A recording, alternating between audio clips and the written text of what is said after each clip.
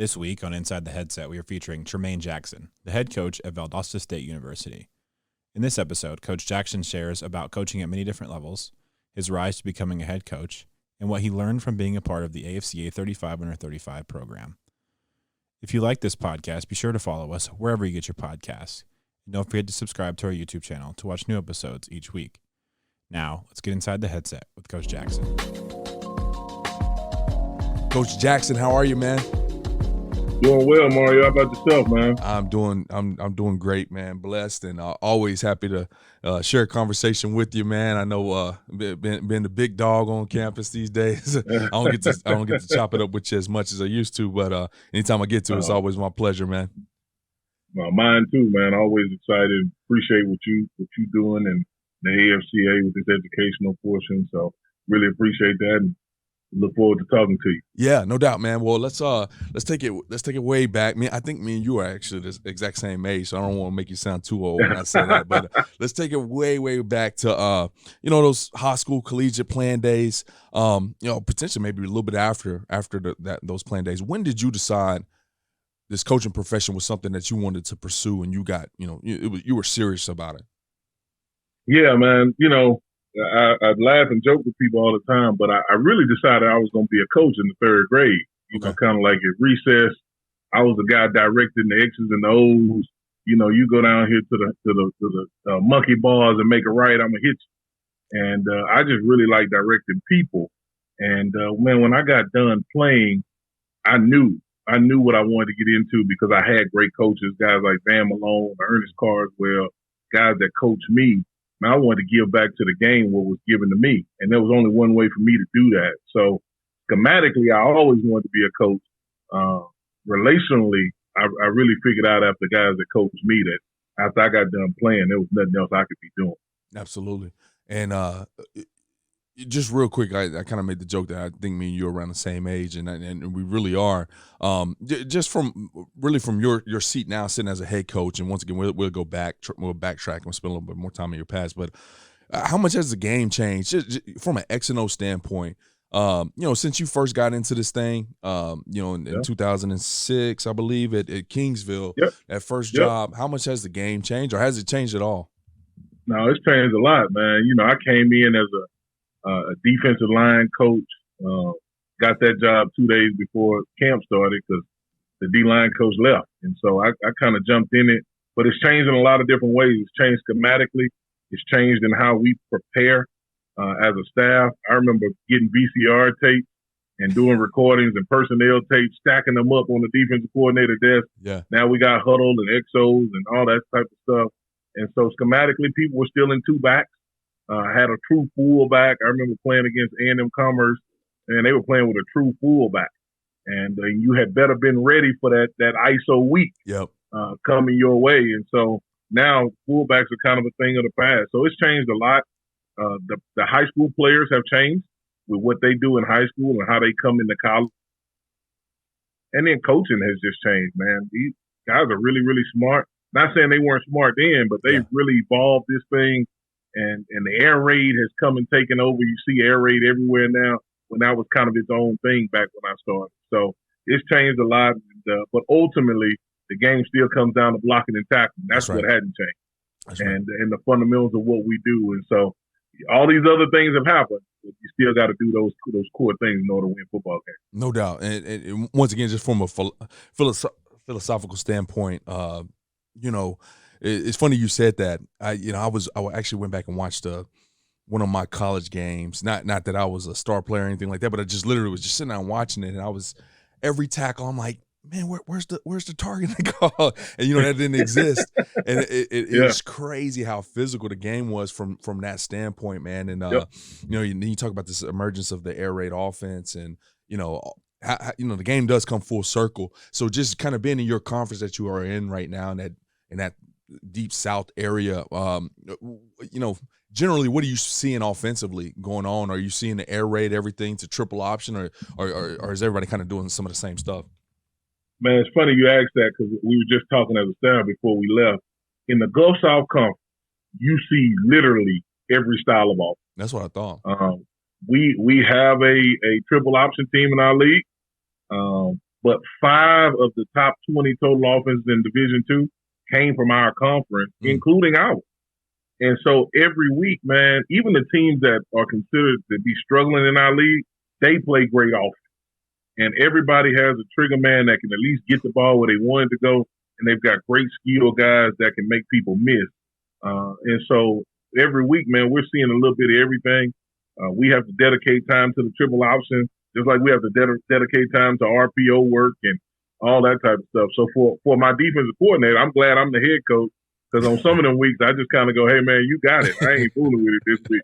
Figure it out. Yeah, that's right. But it's definitely, it can make you scratch your head or take the little hair you got on your head out, right? With all the different styles we see. Yeah, man. Well, like I said, I did want to take a look in the past, but I want to make sure we kind of bookmark that, because we brought up air raid a couple times already, and Valdosta State. I mean, those things go hand in hand. So I want to come back and talk a little bit about that, especially from a defensive coach's point of view.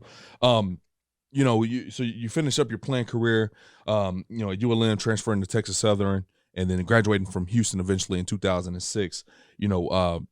How did you get that first gig at Texas A&M Kingsville to kind of get the ball rolling in this profession? Yeah, man, I went to a convention. I went to the AFCA convention, my very first convention. It was in Dallas, Texas. I think it was January of 06. And I'm walking around with Van Malone. And everybody knows Van Malone. They know you really can't walk 2 inches without somebody saying something to Van Malone. But he said, hey, man, if you want to get in the coaching, you need to come to this convention. And he had took me as a player in 2003 when it was in New Orleans. Wow. And he was kind of transitioning to college. So I knew what it was. He invited me. I walked around with him, and he said, hey, I'm going to give you a secret. Talk to the guys that recruited you. And I wasn't highly recruited, but I was recruited enough coming out of Houston. Yeah. And, man, I did. I talked to guys that recruited me. But even from the convention, I didn't get a job. So, like, all these people go to the convention like, I'm going to get a job. Yeah. I walked away with no job. But from that, I learned about just the different coaching websites where job postings are. Man, I sent an email. I saw a job posting at Texas A&M Kingsville in July. And I sent an email to a guy named Richard Cundiff, who's the head coach there. And I think he might have just been desperate because it was close to camp starting. Yeah. And he was like, well, if you can come up here tomorrow, we'll sit down and talk about hiring. And I jumped in the car with $20 of gas and got to Kingsville, Texas, and he actually hired me. And I initially went as the tight ends coach. And so I went back at the end of July. I'm working with the offense, and the D-line GA, he leaves and takes a GA job in Virginia. Well, there's nobody in Kingsville that ever played D-line outside of Coach Cundiff. And Coach Cundiff had been the D-line coach and defense coordinator at Kingsville. Yeah. He actually coached some Hall of Fame guys. But he didn't want to do it. So he was like, hey, you the D-line coach now. I went, okay. and from there, man, jumped right in it. And probably the best year of my career because I didn't know what I was doing. Yeah. And a little side note, Mario, we got fired 3 weeks into the season. And so Coach Cundiff made this announcement like, hey, man, the school let me go. They're going to let me finish the season. And I'm like, man, this is my first job. And I done got fired.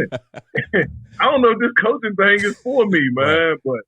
But ended up being a really good deal, man. Start my career at a place like Texas A&M Kingsville that when you're a Texas guy, you know what A&I is. A lot of people still call it.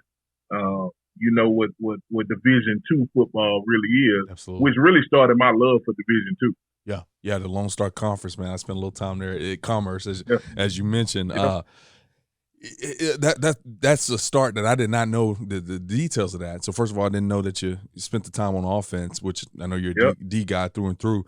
My question to you is, obviously you had to wear a lot of hats when you're GAing at that Division II level because you said you were GA, and then shortly after that you said I was the D-line coach, right? And that's the way it kind of operates at that level. So just getting that first taste of the profession, and your responsibility is cut-ups, still orchestrating the scout team, still coaching your D-line up, still making sure, I don't know if you chalked the field and did the laundry, man, that D2 experience for me as a GA was sky was the limit in terms of what we did.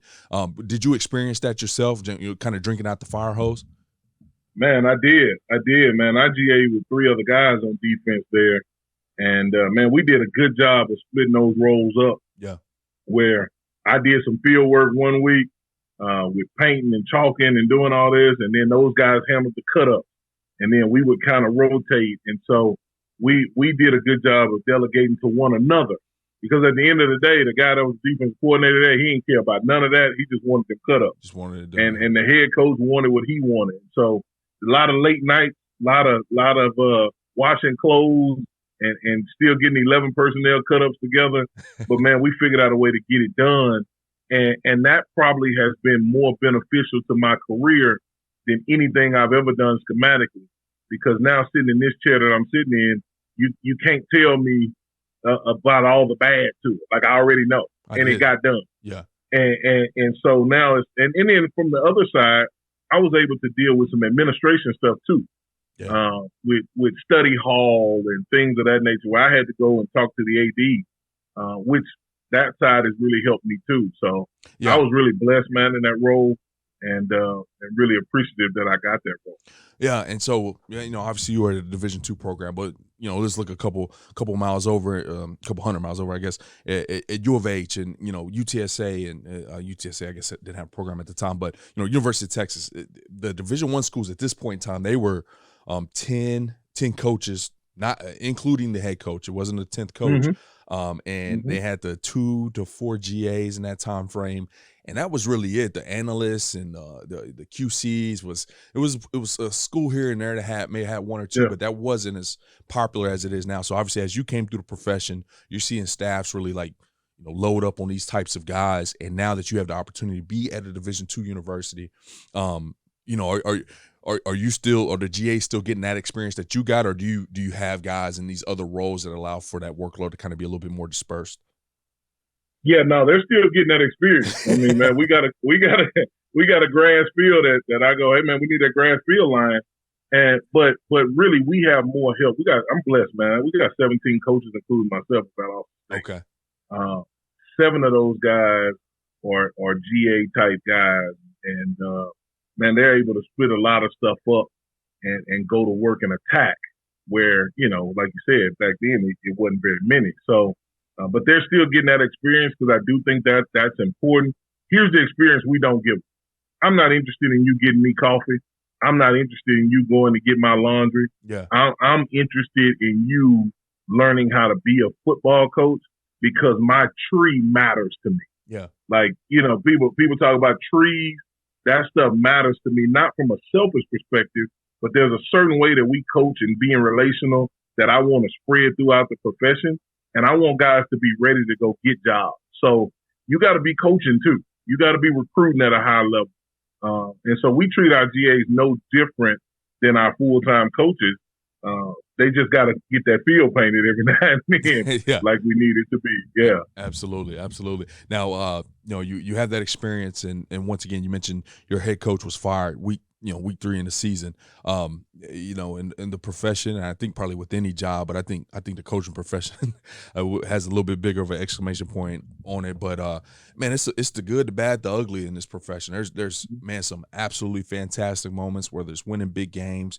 Watching one of your kids walk across the stage, or getting a phone call 4 or 5 years later after coaching a kid, and then there's getting fired. There's as a staff, there's getting fired individually. I mean, there's some ugly parts of the business too. And so you got this exposure early on, man. 3 weeks into the gig, right? You're seeing one of the ugly sides of the business. And I've experienced that, a coach getting fired midseason, or head coach, and being a part of that staff and having to kind of keep it together. It was hard. That was probably one of the hardest last 3 games or 3 week stint I've ever had in the game. It was hard to keep the players motivated and wanting to listen to you, knowing that you might not be around. What was your experience those next 7 weeks or so? Man, I was so young and didn't know what I didn't know. Yeah. Until I heard the news that we were fired, but I was like, I ain't fired. I'm gonna be here. Yeah. And I went to work on continuing to coach the players, continuing to be relational with them, because players will fold on you, especially if they have no relationship with you. Yeah. And so I tried to make it as, man, we got 7, 8 games left, however many it was. We were about to go play Western Oregon. They had a tight end named Kevin Boss. I'm like, man, y'all better strap up. Yeah. You got a chance to play against this guy who's projected to go. And so week to week, we tried to make it to where, all right, we might be fired, but you still have value here. And then I went to work on just recruiting because I knew whoever got the job, they wasn't going to know anything about our roster. Yeah. They weren't as much research as they could have done. It was nothing like inside research nor the recruiting time. The mid-year time was going to be right up on us. And so every weekend for home games, I asked, could I go recruit? I asked our AD, hey, can I go recruit? And so my plan was when the new guy came, I was going to have all these lists and all these people. He was going to have to keep me. And Mario, I was working for room and board anyway. Yeah. So I was really free help. So I'm valuable and I'm free. Yeah. He's going to want to keep me.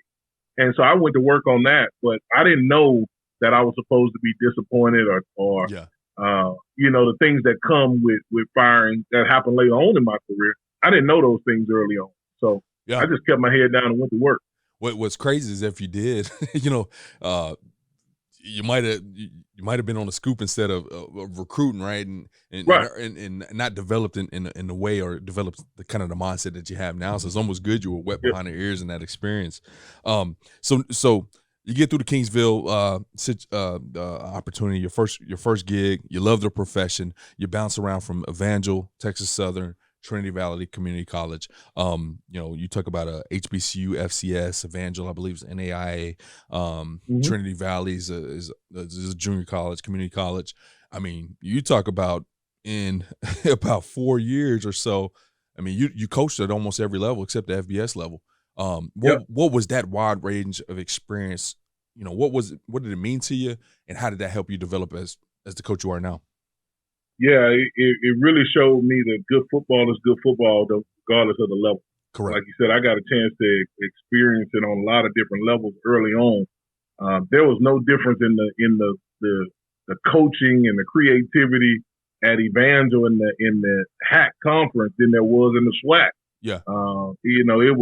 It showed me that, man, week in and week out, you better have them prepared as a coach, and you better have them ready to play, and you better be ready to call the game or do whatever it is that you do on game day, because people on the other side are trying to win regardless of what level you're on, man. But it was really good for me to be in different parts of the country and to see football everywhere. Right. Like football in Missouri is a lot different than football in the state of Texas, and so you got to be football in East Texas is a lot different than football in South Texas. No doubt, it's just different. And so to be able to experience that, to be able to experience the different recruiting areas. Evangel is a Assemblies of God school, so to go right into a Christian school where, man, those values are those values, and they're not going to bend on those values for a football player. Yeah. To be able to know that this is the way we do it and learn those different ways, man, was really valuable. Yeah, I've asked this question before when I've seen somebody kind of have this opportunity to coach at these different levels, and oftentimes that is the reply is like, man, you just realize football is football, and you want to go recruit a kid, you show them love, and but it's just, they always hone on how similar everything is.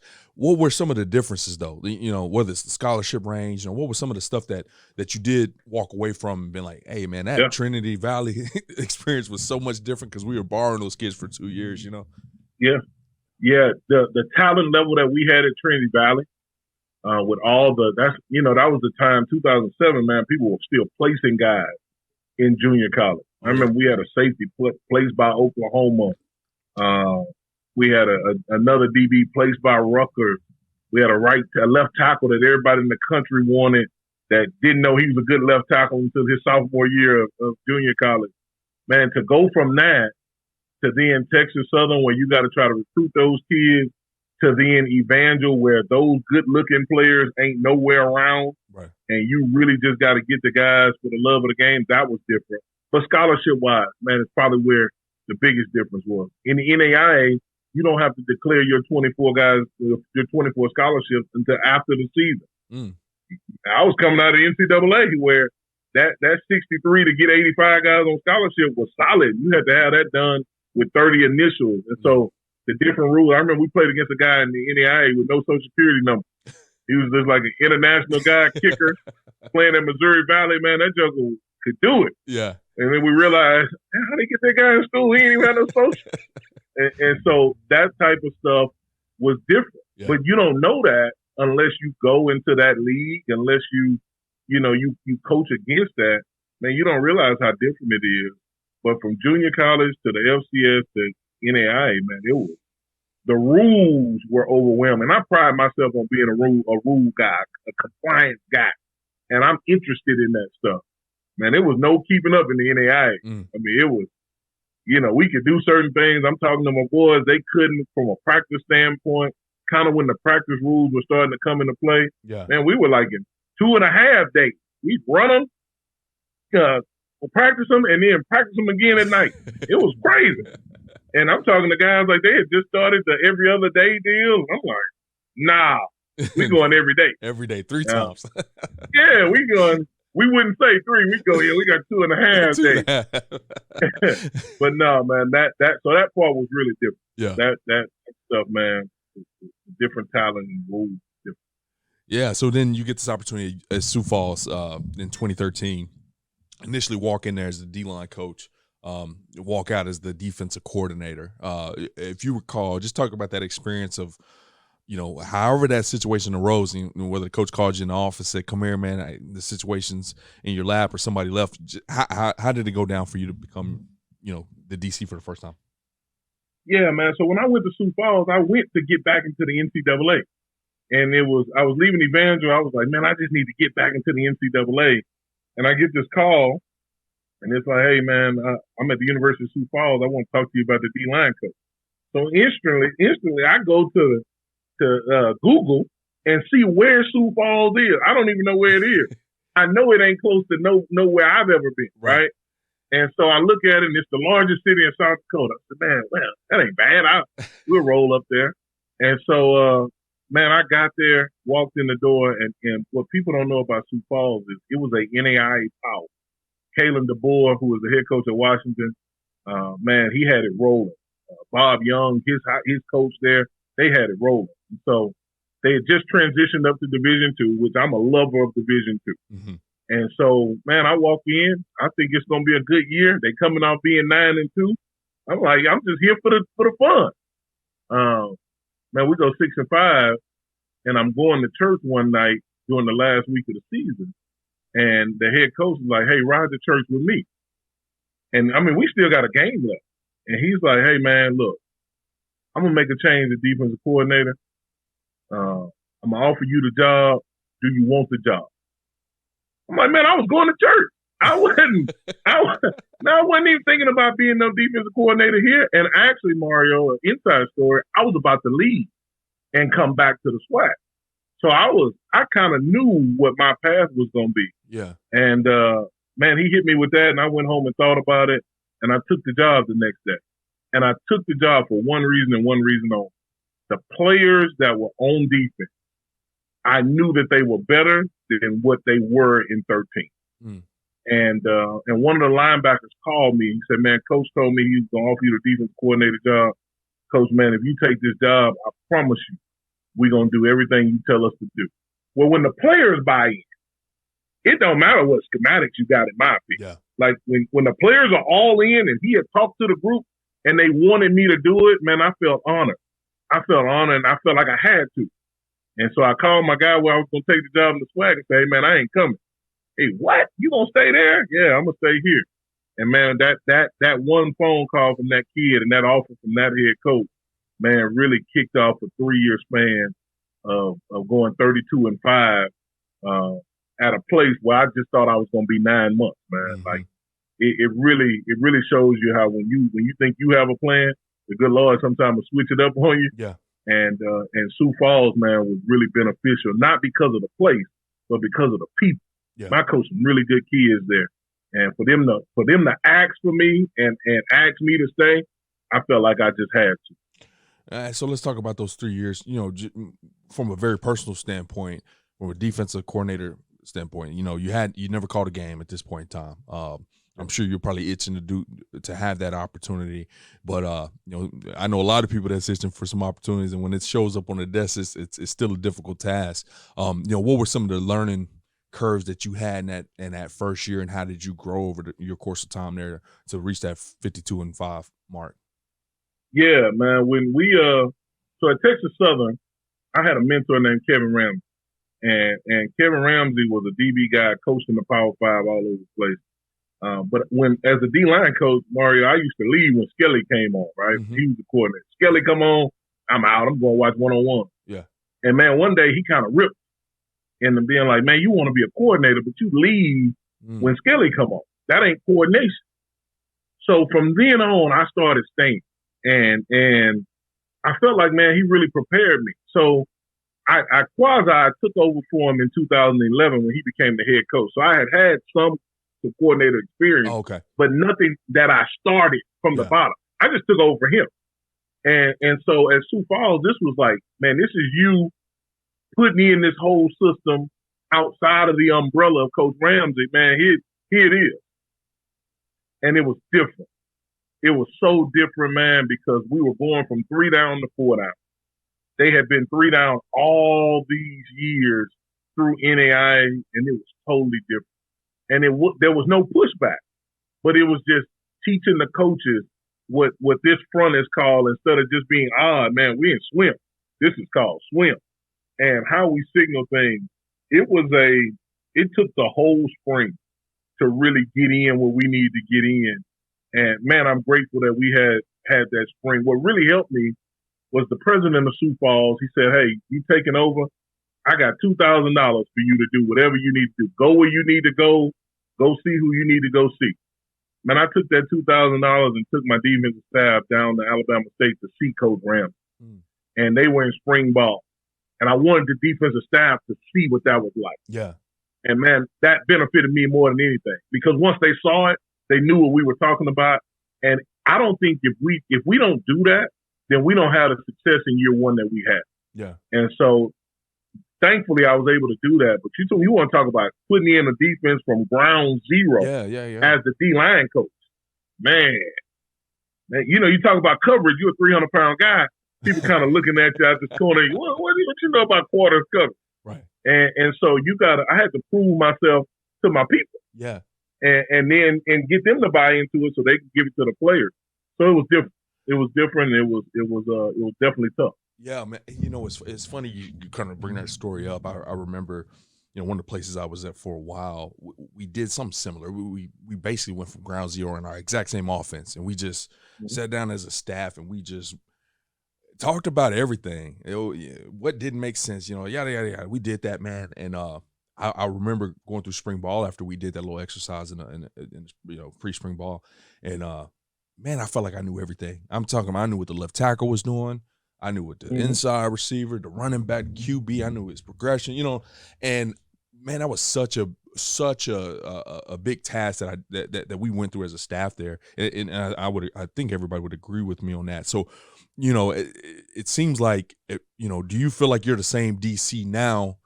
If you get the same opportunity as Sioux Falls, but hey man, let's just keep this 3 down stuff. Let's keep calling stuff like it was. I just want you to run it. Do you think you're able to grow and develop like that? No, if I kept things the same, I wouldn't be who I am now. Because I needed those sideways looks from my DB coach. Yeah. To really make sure I was sharp on what I believe. I've sat in a lot of defensive staff rooms, man, and in the majority of them that I've sat in is, hey, you take care of the front, I'll take care of the back end, right? And from DB coaches to linebackers and all that. Man, I don't believe in that.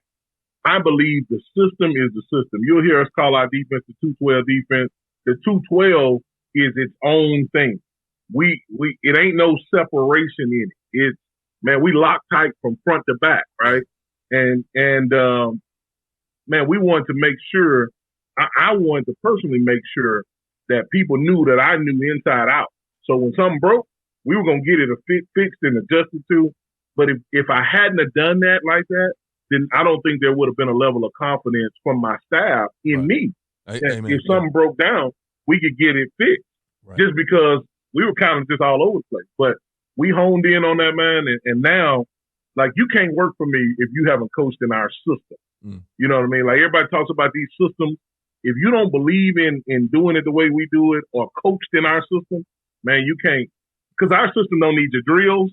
We don't need any of that. We got our own thing, and we take ideas, but only in the spring. And so we're just a little bit different, and those guys would have never went along with that today if I had kept things the same back then. Yeah, absolutely. So clearly a special stop for you in terms of your growth as a coach. Absolutely. Had a tremendous run from a performance standpoint. Then you get this call to be a defense coordinator at the FCS level. Was it still D2 at the time, or was it transition? No, they had just finished the transition. Okay, so they just finished the transition to FCS at Abilene Christian. What was different, from walking into Sioux Falls with this 9-month plan to get the heck out of there, and all of a sudden you end up on this extended stay, and you do have this great experience to actually just walking in. Hey, I'm Coach Jackson. I'm the defensive coordinator from the jump. What was the difference in terms of installing that defense and getting guys on board? And, obviously any ideas, it's good ideas at times, but it's got to be a time and place and just getting guys in check. And from that standpoint, what's the difference? Well, it kind of wasn't a difference besides my own personal confidence, because I had 3 years of film of us just doing well at the University of Sioux Falls. But when I got to Abilene Christian, man, I didn't bring anybody. It was a brand new staff. I was hired as the defensive coordinator. I had no dealings in who was on the defensive staff. I took the job knowing that. Coach Doyle was really upfront about that.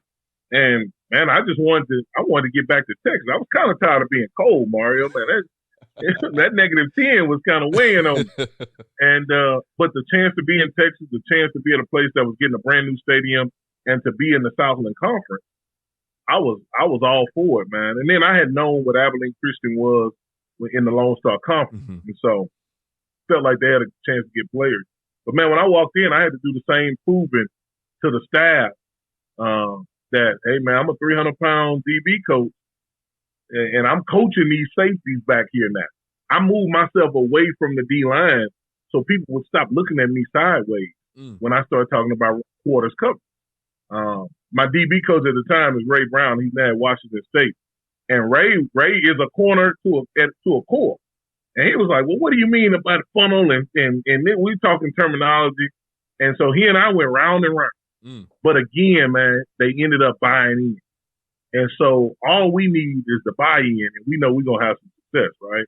So, man, those guys bought into it, but it was still really, really, I won't say flaky, but it was funny coming in, going, all right, here go this guy. And Abilene Christian at the time was ranked 124 out of 124 in total defense. So I figured we were going to be better. If we just got to 123, we would be better, right? Yeah. But my goal was to take us to number one. We wanted to be in the top, at least the top 15, top 25.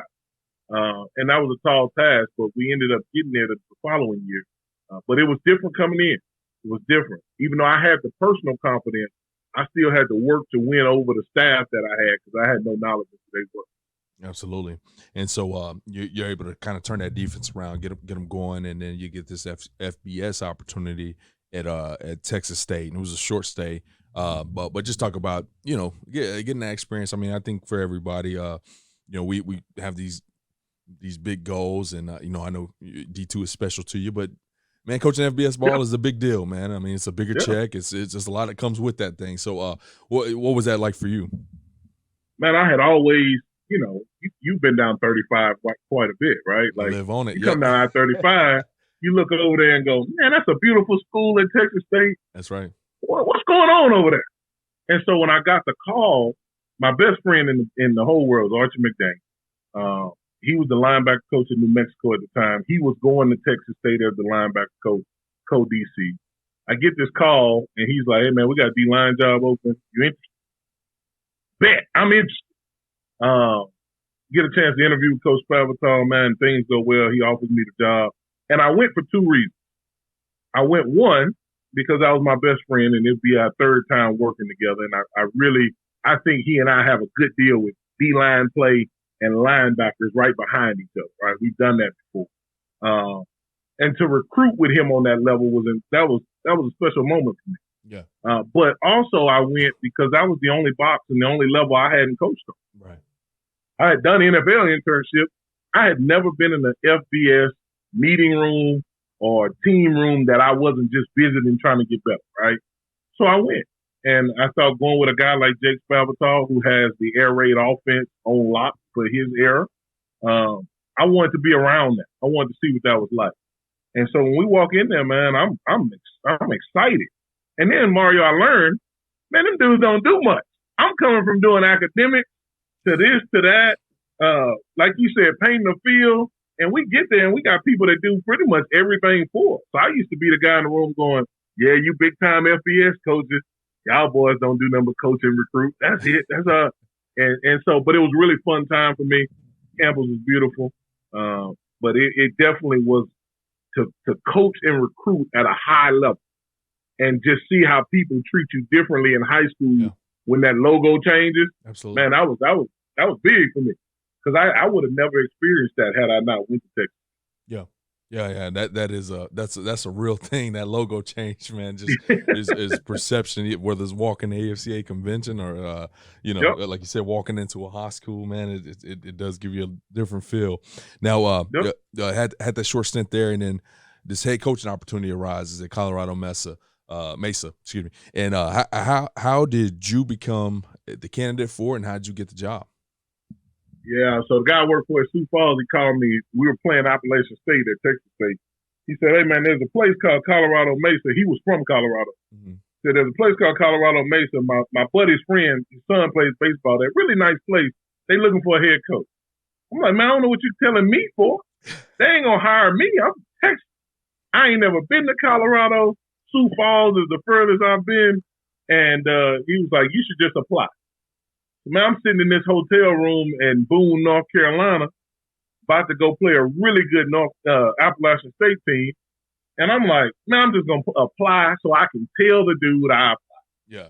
So I applied. I think I attached my resume twice where it says cover letter and resume because I ain't have no cover letter. Right. And, man, we get through the game and we're about to go play our last game. They call. Thanksgiving week, they call, say, hey, can we do a phone interview? So I do it. I think it's horrible. I'm calling my buddies going, yeah, I just did this interview. It was terrible. I'm walking through the mall talking on the interview because I really just didn't take it serious. Yeah. Mario, man, they called me back the next morning and was like, hey, we want to fly you in Friday. I'm like, man, these people don't know what they're doing. This was horrible. So anyway, when they brought me to campus, I really started doing a lot of research on it. And I realized that it wasn't just a head coaching opportunity. It was a chance to really, really go and do something. That league, there was, Colorado State Pueblo was in the league. Mines, who just made a historic run last year, they were in that league. Mm-hmm. Man, it's good football. You can recruit LA. And so when I went to campus, man, I went with the intention of getting the job. But I didn't talk about the job. I just talked about the culture that we were going to bring. And this is what we're about. We're going to do what we say we're going to do. Everybody's going to stand up here and tell you all this stuff. Man, I'm about school, community, and football. Like, that's what we're about. And did the interview. They had another guy interviewing after me. And I'm literally laying on the couch, man, Monday after the D2 National Championship game. And I'm just on vacation. Man, these people called me and offered me the job. And Mario, I fell out on the floor. Like, what? Me? And man, the dude, we started talking about contract, and I said, hey, man, I just want the job. So whatever we got to do to get the job, I'm down. And that's how I got no inside. You hear all these deals about you got to know somebody on the committee. Knew nobody. And that's why I really, for me, I'm a man of faith. I really believe it was a God thing because there was in our profession, there was nothing that should have took me to Colorado Mesa. Right. I didn't know anybody. A guy telling me about a job. I mean, people talk about jobs all the time. But, man, I just cold applied. And they actually went through, when people say national search, Mesa actually did a national search to find me in San Marcos, Texas. So that's how I got that job, man. And it was probably one of the best things happened to me in the profession. Yeah, and just much like your that quick transition in Sioux Falls, and you know, you mentioned the transition there at Texas Southern, where you're all of a sudden the DC. Man, you're all of a sudden the head coach now, right? And now you are the decision maker for everything within that football program, right? And so this is a serious deal. This is a big deal. This is something you hadn't done before. It sounds like for a couple of weeks ago you didn't think you would be doing at least yet, right? And you know, what was the first thing you had to do? What was the first thing you did as a first-time head coach in this place you know nothing about? You know, a bunch of people you don't know anything about. What did you do first? Man, the first thing I did was when I touched down, I went in the office and I prayed. And I sat in the office with the door closed and the lights off, and I just prayed. Because I think that's the only way a first-time head coach that's drinking out of that fire hose can manage. Because you go from being a conversation to everybody's most important conversation. Right. And everybody wants to talk to you at one time. Right. And so I prayed, and I prayed about the staff that I would bring. And I knew I needed to hire the right staff. And we went to work on that first, because it was in that dead time where it really wasn't much recruiting going on. The AFCA convention was about to come up. So I knew I could get in front of some guys there. And so we went to work on getting the staff. And I had core guys that I knew if I ever got a job, I was going to bring. Didn't know if I could get them financially, but I knew that there were some guys that I was going to bring. And that was my assistant head coach, Trent Early, and then Brandon Anderson, my defensive coordinator, who I was with at Sioux Falls for all those years. I thought he was ready to be a defensive coordinator. So, man, I called those two guys first. Called Brandon. I think he might have been at the Minnesota Vikings game. And I always used to tease him, Mario. I said, hey, man, if I ever get a head coaching job, I'm just going to text you, it's going down. and so I text him, it's going down. And, man, that joker was like, man, I'm at the Vikings-Packers game. What do you mean? Where? Man, and we kind of went from there. So I hired a staff. After I prayed about a staff, man, I hired a staff. And probably the best thing I did. Now, this is not going to be a fair question I'm going to ask you here. Your first job is in 2020, right? And I think that's kind of synonymous with, you know, just chaos in the world with coronavirus and the what ifs and, you know, maybes we're playing this season, all that kind of stuff. And a first-year head coach, this is probably some difficult, uncharted waters. For a veteran coach, this is uncharted waters, right? So your first experience is just in this chaotic season, man. You know, the question, but I still will ask the question, you know, what was one of those things that if you look back on it now, and hopefully you're far enough away that you can kind of laugh at it a little bit and say, man, what was I doing? I didn't do a really good job with this. This was something I wasn't prepared for being a head coach. Yeah, practice, man. Because at Mesa, we played during COVID. So we were one of like 8 Division II schools that found a way to play some games. So we played 3 games, and I had no plan for practice. And I'm not talking about with all the things that were going on from COVID and, you got to practice at this time and this way. Yeah. I'm just talking about I never had spring ball. And so we went from not having spring ball, a couple of little summer workouts, to boom, you got to get ready for the season. Now, I had no plan for practice. I hadn't had time to plan practice. We hadn't had time to see what we like in practice as a staff. So we kind of just winged practice. And it ended up biting us the third game that we played, we lost. We went 2-0, and then we lost the third. And when I look back on that time, we lost the third one. It had nothing to do with not having kids from COVID that had COVID. It had everything to do with we didn't prepare the right way. And we didn't prepare the right way because I didn't have a great plan for practice. And once we stopped, man, I went to work on trying to talk to everybody about practice and how do you get guys prepared. Because as a D-line coach, you get all this indie. As a defensive coordinator, you can kind of set it up how you want to on your side. But, man, what's the overall plan for practice? And I didn't do a very good job of that in year one. And we've been trying to correct that ever since, man. Yeah. So I instantly know what you're talking about because that's the one thing I stay on myself about now. And practicing situational things. Right. Like it was COVID, but we still had a 2-minute situation. Yeah. It was COVID. We still went to the red zone. And so just making sure we cover the situations and we practice the right way to prepare our guys. Yeah. I did a bad job of that year one. Well, it's interesting you say that, man. A guy named Aaron Pelch, he's the AD at Millsaps College now, but he was the head coach for a long time there, and I had the opportunity to go coach for him. And, we had all this extra stuff on all of our practice scripts, and it was like 707 left upright on the -48. Yep. And, we're going to do 707 again at the end of practice at the +2, right upright. It was all this detail in every last one of those things, man. And, Yep. I as a young coach, it was just like, hey, man, just roll the ball out there, man. And we don't do 707 right there.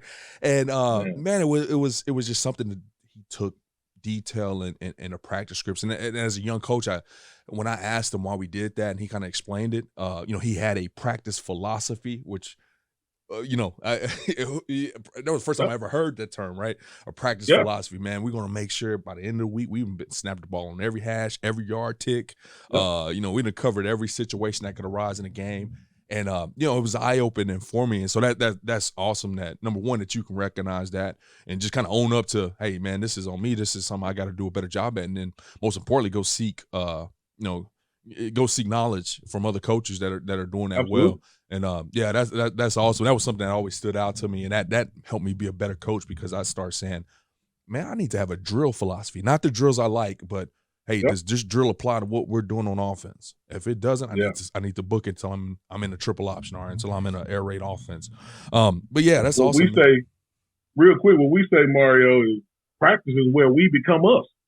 And so the us that you see on Saturday, man, we became that in practice. And so that's why I knew I did a bad job, because I didn't like the us that I saw. Yeah. That on that one Saturday. We had gotten away the first 2 weeks. Man, I didn't like it. And so, man, even today, man, we still do that. Try to find better ways to practice. Tougher question for you here. I didn't have planned to ask, but I'm gonna ask it anyways. Let's say you squeak by and you win that game. Do you think you have that epiphany still? Do you think you walk out of there and say, hey, this is something we got to get better at? Or you go 3-0 in this little mini season? Are you feeling good about yourself and you kind of overlook the fact that that's the case? No, I still think we have it. I think losing the game confirmed it, but I had those thoughts early on. Okay.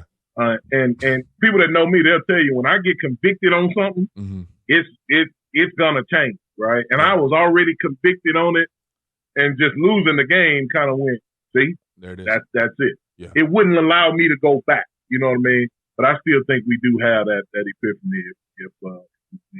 Yeah. Okay. Well, you get 2 seasons there, and then Valdosta State, your current job, you get the opportunity to be the head coach there in 2022. Now, I set a bookmark about 40 minutes ago, and we're gonna go back to that bookmark. I had the great opportunity to play for Guy Morris, who's a part of that. Hal Mummy, Mike Leach, that big old tree of guys that have been pioneers of that air raid that so many people tied to Texas Tech. All right, but obviously you can go back and it had his Dillon's in Iowa. I forget the school there in Iowa, Illinois, and then Valdosta State was huge in this air raid. Where it was kind of born at. So, oftentimes the head coach has been an offensive oriented guy. They've always been super good offensively, and you're a defensive guy. Kind of an oddball hire, with all respect, right? What is it like kind of getting that job opportunity, getting that phone call, and it's like Valdosta State, the air raid, Valdosta State. What was that like for you? Yeah, man, you got to go back to why I even wanted the job, right? Like the job, I wanted the job because of where it sits and because of the type of players that we're surrounded by, right? And the name recognition. But the other reason why I wanted the job, man, our AD, Mr. Reinhardt, man, that dude had hired a bunch of winners. Hal Mummy to the last guy got a Kerwin Bell got a job from here and had done great things here. So I wanted to go and be mentored. People that know me, man, I really enjoy being coached. I wanted to be coached. The head coach often gets coached by nobody. Oh yeah. And I wanted to be coached still in my young career. So, there were a couple of reasons why I wanted to come here. But when I got here, I realized, man, like getting the job and standing in front of people being the only defensive hire I think that's ever been made. under Mr. Reinhardt, I know. For sure, yeah. Where it's been so offensive oriented to when I got the job, there was no offensive coordinator job description. Like they had to go and create one because the head coach had always been the offensive coordinator, right? You realize that it's going to take some time at that point. That it's going to take, like we're still air raid to this day. But man, we look at the film and no more, when we talk about what's evolved in football, no more can you just outscore everybody. Right. That ain't happening. Right. Because now Valdosta State ain't the only school running the air raid. Right. It's not like it was when Coach Mummy was here or Coach Hatcher, where this thing was new. We were running mesh. Not everybody knew what mesh was. Everybody's running mesh. You cut on the film on Sunday, or TV on Sunday. They running mesh. Everybody's getting in bunt sets and things of that nature. So you needed to be able to play some defense. And when you look back at our history, we've got a rich tradition of history here at Valdosta State. But you ain't never known us for no defense. Kirby coached here, Will Muschamp coached here. You ain't never said nothing about defense and that production in, right? So we knew that it was going to be tough because we were going to bring a style of defense here to match the offense. And so I came up with this deal, Mario, called Keep the Faith, right? We hashtag it as KTF, but I said keep the faith because I knew it was going to be tough when we got here. It wasn't going. We had just came off the national championship game. I knew it was going to be tough because of we were offensive oriented, but we really didn't have very many good players on defense or good, roster management on defense. And so I was excited to get the job. I was ecstatic. I came through the San Antonio convention, man. You would have thought I was the head coach at Georgia. The way I remember seeing you in the lobby and you asked me to go do something. Yeah. And I got 4 guys like, hey, I need to talk to you. But I knew it wasn't going to be peachy when we got to the fall. Yeah. And so it was kind of like it wasn't. I wouldn't say bittersweet. It was like, hey man, this is a great opportunity, but man, we about to have to strap up and go get it because it was easier to take over Mesa because there was no expectation of winning at Mesa. Right. When you come to Valdosta State, especially when you just play in the national championship game, the perception is you're going right back to the national championship game. Yeah. Even though Valdosta State had never been to back-to-back national championship game, the perception is you're going right back. And as a coach, man, when you sit down and be real with yourself and you know that you're a little ways away from a roster standpoint, you got to be ready for what comes with that. And so I was excited about the job, but I knew we were going to have to manage a lot of unrealistic expectations in year one in order to get to where we are right now. No doubt. Well, I'm going to ask you another tough question here. And we're almost out of tough questions because we're going to start shutting this thing down here. But, and maybe you can't answer that, but I know you can probably fill me in. It just came off a national championship. You're a defensive guy. Have not coached in Georgia at this point in time. I'm trying to look back. I guess the closest you've been was Missouri and Texas, right, to Georgia.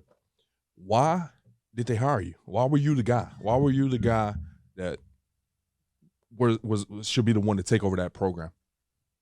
Yeah, I don't know this for sure, but here's what I think. Because you know this profession better than anybody, right? The word is out who the people want to hire before you even go and interview, right? So, like, I knew who was going to supposedly be hired. I knew the deals that the administration had done to go see him. They flew me in. I knew all of that. Well, I think I got the job is I think that I got a chance to come in here and compete and win the job. And win the job based on philosophy. I stood in front of these people and said, listen, no more will we be dead last in academics. We won all these games, but we're 13 out of 13 in team GPA. That's not going to happen. I'm a guy that believes that we can do school, win games, and do community service. There was no registered hours of community service outside of the national championship game here.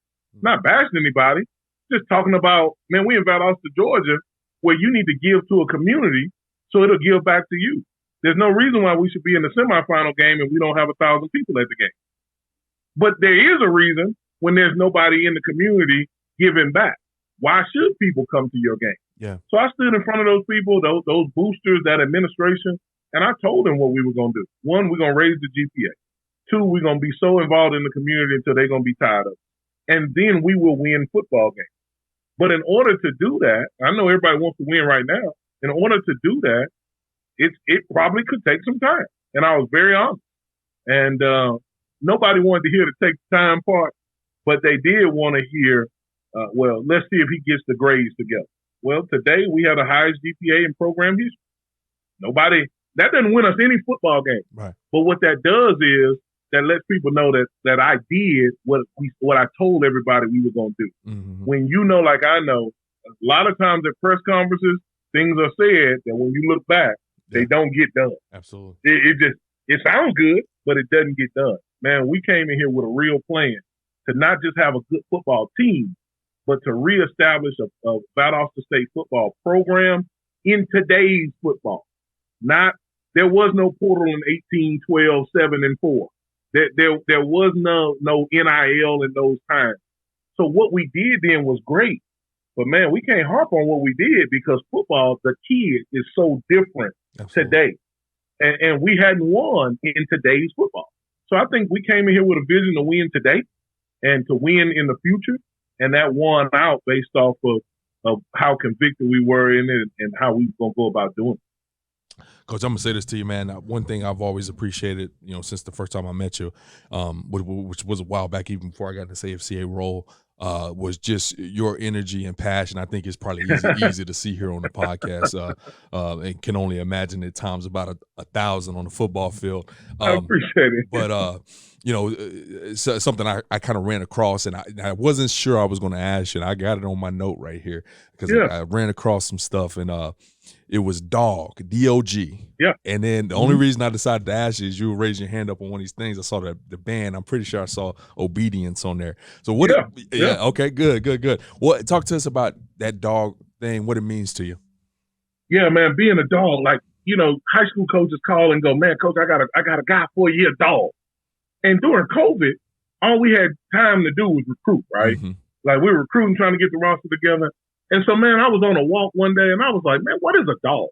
People talked about core values and you probably got zoomed out over COVID like the rest of us, right? Like you heard all these deals about core values, leadership. And so I wanted to define what being a dog is, right? And so D.O.G. was a way to spell it, all these different ways. But what I really settled in on was saying, man, listen, I'm an original dog. I've been disciplined throughout my career. I've been obedient.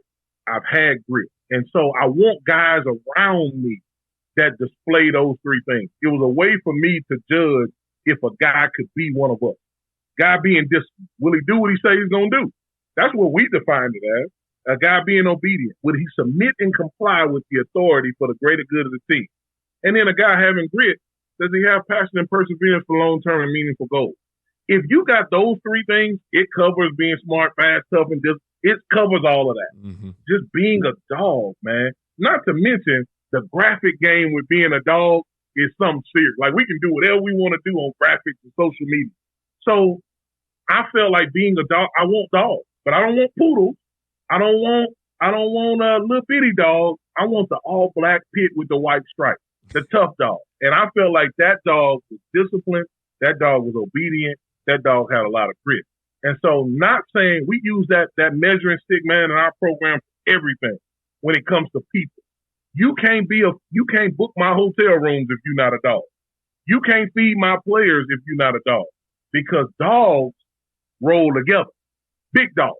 And so we use it as a measuring stick, man. And we tell guys, it doesn't mean you can't play. It just means you can't play for us if you don't fit those three things. And because that's how we roll and that's what it takes to be one of us. So I'm really, really passionate about that. I see people with, starting to take the dog deal and do other stuff with it. And I think that's awesome.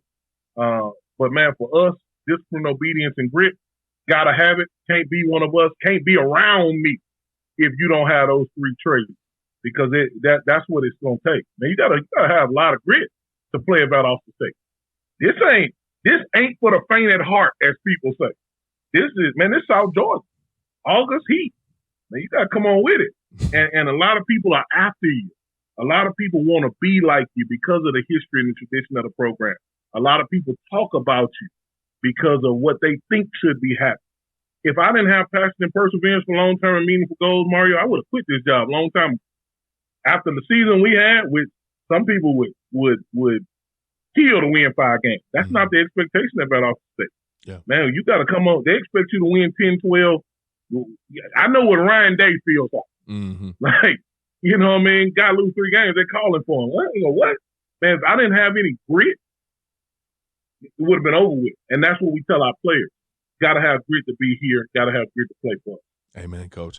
I appreciate you sharing that. And before I let you go here, 35 under 35, I know you're part of, I can't even remember what class that was, but it was a few years back. In 2018. 2018. So let me look Charlotte, here. North Carolina. Charlotte, North Carolina. You were Abilene Christian defensive coordinator at the time, maybe quickly about to make that transition to Texas State, and have kind of moved into the head coaching realm now. What? Why was that special for you? Why should guys apply? Man, if you're under 35 and you don't apply to the 35 under 35, we need to get you checked out, because it's got to be something wrong with you on why you wouldn't want to be in a room with some of the best up-and-coming coaches in the country. Man, I remember sitting next to Kenny Dillingham. Man, this dude is the head coach at Arizona State now. Sharon Moore was in that class. Man, this dude won the Joe Moore Award at Michigan twice. Man, those are just a few guys that sat cat a corner. Chris Marv sat right next to me, the defensive coordinator of Virginia Tech. I'm the lone wolf. I'm the guy that's just down here in Division II, but I'm even a head coach. Man, there were so many guys in that room that we made connections that we still talk today, that were really talented dudes, man. And it wasn't necessarily about, linking on with a guy to get a job. It's about just being around the most talented guys in our profession that were under 35 at the time. And so, man, it really propelled me, because, man, I had some elbow conversations with Chris Marr when James Franklin came in the room and gave us the knowledge he gave us. And the job that you and your staff do with making sure we're prepared, I just don't know why guys wouldn't want to be a part of it. I'm an advocate for it. It changed the trajectory of what my career probably would have been just by being prepared for certain things. The agent panel y'all did. I had no knowledge of what an agent was with a football coach. And so I really found out things that I didn't know that I needed to know, that being in the 35 under 35 sparked that. And I left there continuing to go seek that knowledge. And, man, it was just an awesome day. And really wish I could have got 2 days out of it because of how the information that was provided. But most of all, to be able to speak at our national convention in a room full of people where, man, I still get calls today on Bear defense from just doing that presentation in that room. Man, that was 6 years ago, or however long, 5 years ago. Man, I'm still getting calls about that Bear presentation. And without being in 35 under 35 and having that opportunity, and I wouldn't have been on that stage. So I seen the deal come out. I'm retweeting, tweeting, liking, because, man, I really think it really helped my career. And I sent it to my staff this morning when it came out. Good. Trying to get some of those guys involved in that, man. So I just want to say thank you again, man, for you guys doing that, because that's big. That's big. Well, I appreciate you kind of standing on this platform and attesting to, what we do and just how good of an opportunity that is. And, obviously that's my baby. I don't got a football program to run, but I can run that, 8-hour day. And if it goes well, then that's my W for the year. But no, I appreciate you, man. Thank you so much. I know an hour of time for a head ball coach is an eternity, man. And that's awesome. You were willing to spend it with us, man. So I'll let you get back to it, Coach. If there's anything we can do, let us know. If not, see you in Nashville in 24. Appreciate you, brother. Always. All right, Coach. Thanks for listening to this week's episode of Inside the Headset. If you heard anything on this episode that you would like to learn more information about, head over to afcapodcast.com, where you can find every episode and all of the corresponding show notes. While you're there, take a second to rate, review, and subscribe to the podcast. If you have any questions, comments, or suggestions for the show, please let us know by sending an email to podcast@afca.com. Make sure to follow the podcast on Twitter at Inside the Headset and tag it when you share each episode. You can stay up to date with all things AFCA by following the @WeAreAFCA Twitter account. Every episode of Inside the Headset can also be found on your favorite audio streaming platforms such as Spotify, Apple Podcasts, and YouTube. If you are not currently a member of the AFCA, be sure to find us online at afca.com and apply to join over 10,000 NFL, college, and high school coaches from around the country who are striving to be the best they can be. With an AFCA membership, you gain invaluable access to the annual AFCA convention, the bi-monthly magazine, and the new and improved digital library, which contains thousands of videos and articles contributed by hundreds of current and former football coaches. You can also visit afcainsider.com to sign up for our free weekly email newsletter on the right-hand side of the screen. It comes out every Tuesday at lunch and is filled with great articles and stories written by many of the same coaches you hear on the podcast. It's geared to help you become a better coach tomorrow than you are today. Be sure to connect with me on Twitter at Coach Mario Price, and remember, the AFCA is not just an annual convention. It is an association that continually promotes education, guidance, and networking. But it is also so much more than that. The AFCA is about celebrating the past and educating the future. It is about developing great coaches who will produce great teams and even better people. So invest in your skill set and impact today by engaging with the AFCA.